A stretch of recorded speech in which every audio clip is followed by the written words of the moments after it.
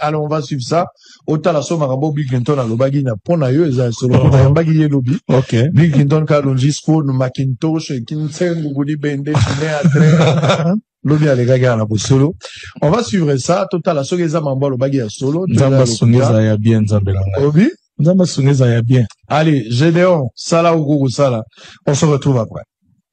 Mukolo mususu pasteur onani Michel Bakenda. Michel Bakenda lobaki tinga na sala ka ba miloko na nga na yemba ko je na landa Bill Clinton. Papa, eloko ni olingi suna sala. Quand un frère en Christ azo lobaki nazo yembe na kutu makambo nzabe. Mais still nazo yembe la. Na landa Bill. Allez, merci. Ça, c'était Sport Macintosh. Merci à notre directeur technique, Monsieur Mouyoko. Allez, allez-y. Oui, oui. Tant na bongo la mute masika. Na eba na banze mwanzambe bien te. Na kende mba na église moboye.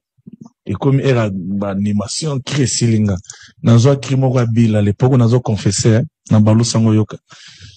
Biso na bapasi na biso wana Yesu Kristo wa yebiango. Nzamba sala biso na mokili. Poto nyokwa magate. Tokomi komona ka bapasi kasi wana nyonso satana. Mokili yo. Yesu Kristo tete tukila. Donc, on se connaît au bon masika. Manze mwanzambe zate. Donc, nabi, ma bête n'a pas seben. Nabi, oh, nous n'aimons pas la oh, la seben est dans la voilà, souvent, tout travail n'est pas salon. Voilà, c'est fini. Donc, ça, je tiens le bon bout. Biso na bapasi na biso wana Yesu Kristo wa yebiango. Nzamba sala biso na mokili. Poto nyokwa magate. Tokomi komona ka bapasi. Kasi wana nyonso satana.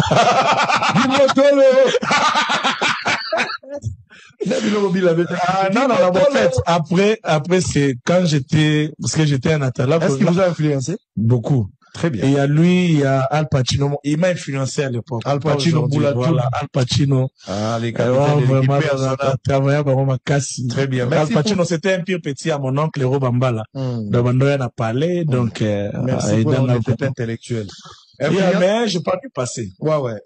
Influence, on a impacté musique non le peut-être d'une manière inconsciente. Parce que moi, je suis une personne, mon père fut un artiste profane avant de devenir pasteur.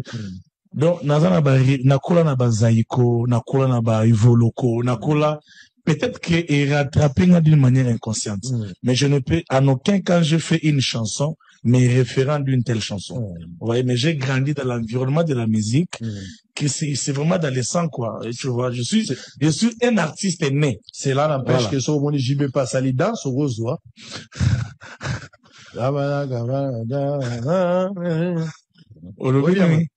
non, zela olubini nzembo frère azobina tomo amaya bandagi yono bandagi na danswana mais ibandagi na jiba yembi danso azotaba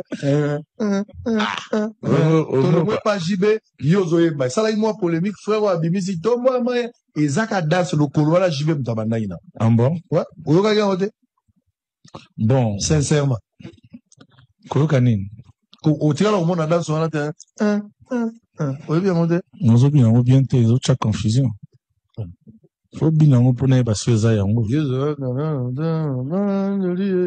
on va dans sa sango ko binyo bien wa mrienga est-ce que bien son latin oh allez à ma sango le numéro à Clinton est-ce que élément à Clinton est là si c'est prêt alors on va suivre ça autant la somme à Bill Clinton à l'obagi na pona yo eza solo na yambagi ye lobby. Ok. Bill Clinton ka longi spoon Macintosh Kinsen Gugudi Bende Chine Atre